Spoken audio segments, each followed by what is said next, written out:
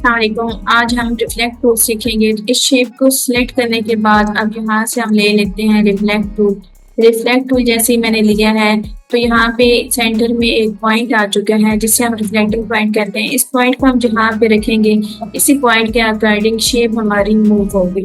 अगर मैं यहाँ से इसको यहाँ पे रख लेती हूँ या फिर यहाँ पे ऐसे रखती हूँ तो शेप बिल्कुल इसी के अकॉर्डिंग जो है वो जो है रिफ्लेक्ट हो रही है। इसको यहाँ पे अगर उठा के रखने आप शेप को अगर हम रिफ्लेक्ट करना चाहेंगे तो इसके अकॉर्डिंग होगी। इसी तरह एक पिक हमारे पास पड़ी हुई है तो पिक पे भी अप्लाई करके जरा देख लेते हैं। इस पिक पे जैसे ही मैंने इसको सिलेक्ट किया और यहाँ से आप ले लेते हैं जी हम रिफ्लेक्ट टूल लेने के बाद अब ये जो हमारा सेंट्रल पॉइंट है या रिफ्लेक्टिंग पॉइंट है इसके अकॉर्डिंग ये हमारी पिक जो है वो मूव हो रही है।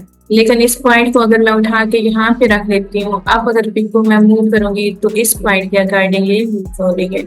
इसी तरह कंट्रोल जी करने के बाद एक और तरीके से हम रिफ्लेक्ट टूल जो है वो लेंगे।